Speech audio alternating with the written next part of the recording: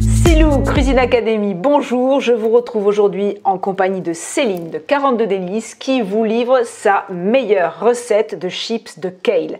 Alors comme d'hab, la recette ce sera sous la vidéo en téléchargement. Pour cette recette, eh bien c'est simple, on va avoir besoin de purée d'amandes, de kale bien sûr, des belles feuilles de kale, de purée d'amandes, de poivrons et de tomates séchées qu'on aura réhydratées, d'un peu de levure maltée, des épices, tout le secret, et un peu de citron. Alors regardez, c'est très simple. On attrape les feuilles de kale et on enlève la grosse nervure du milieu qui ne pourrait pas se déshydrater et devenir croquante parce qu'elle contient trop d'humidité. Donc, vous épluchez comme ceci les feuilles de kale, voilà, on enlève les deux nervures et puis vous allez voir après, on les défait un petit peu en petits morceaux pour que ça fasse des vrais chips. Alors cette recette, je vous assure, c'est la meilleure recette de chips de kale que je n'ai jamais mangée. Elles sont goûteuses, craquantes, la recette est excellente, ne changez rien. Faites exactement cette recette et vous verrez, vous ne serez pas déçus. Céline est une spécialiste, c'est la créatrice de 42 Délices.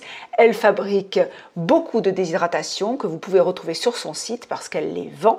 Elle en fait donc, c'est son commerce, son business. Elle vend dans les Biocoop, elle vend un peu partout en Mayenne dans sa région. Mais vous pouvez retrouver toutes ses créations sur son site, donc 42 Délices. On prépare la sauce qui va enrober les chips de kale. Donc on met dans le blender la purée de cajou, on met également les tomates séchées et les poivrons qu'on presse un petit peu pour pas qu'il y ait trop d'humidité dans la préparation, et puis on met le reste des ingrédients. Alors on va presser le citron. Le citron, ça sert à quoi? Ça va servir d'antioxydant et ça va également donner un petit goût acide, légèrement acide au chou. Et puis ça va donner un peu aussi de liquide dans la préparation pour pouvoir ensuite l'enrober autour du kale.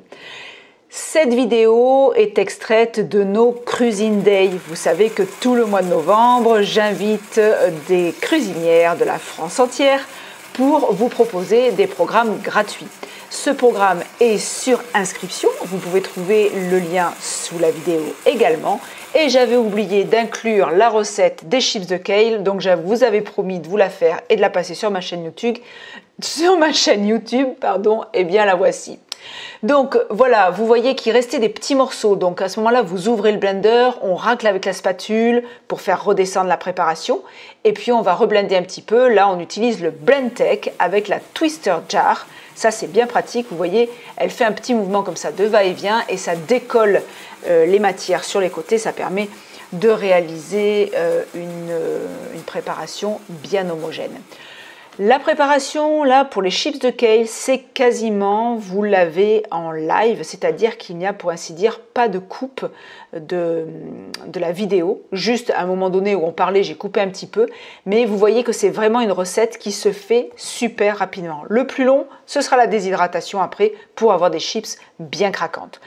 Donc, on verse cette sauce dans les chips de kale et puis après, eh bien, on va les masser.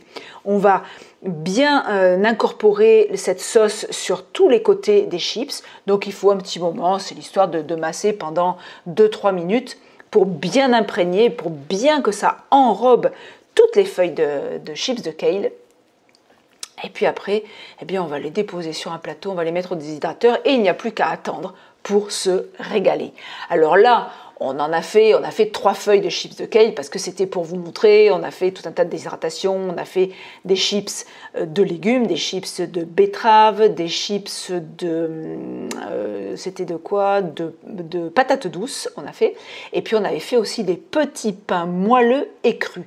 Donc ça, ces recettes, je vous invite, vous pouvez aller les retrouver en replay en vous abonnant au Cuisine Day. Vous voyez, elle a bien massé, ça a bien entouré les feuilles. Donc voilà, c'est prêt. Maintenant, on va mettre ça sur le plateau du déshydrateur. Le déshydrateur que j'utilise dans cette recette, c'est le déshydrateur de chez Zen & Pure, le tout inox, le grand modèle, qui est vraiment très très pratique. Il y a 10 plateaux dedans, il est livré sans option, c'est-à-dire que toutes les options sont dans la livraison. c'est plutôt comme ça que je devrais vous le dire. Vous n'avez pas besoin d'acheter en plus des feuilletés flex ou en plus un plateau, un grillage plein. Tout est livré avec. Vous avez dans la boutique Vidia 10% de remise avec le code SILOU. Donc vous voyez, elle utilise l'ensemble du plateau. On dispatche bien toutes les chips de kale pour pas qu'elles se chevauchent trop, mais on les aplatit pas pour que l'air du déshydrateur, la soufflerie passe bien dessous et que ça sèche bien tout ça. On va passer au déshydrateur. Lorsque on pourra toucher les chips de kale, eh bien on enlèvera la feuille T-Flex qu'il y a dessous pour que ça sèche encore plus rapidement.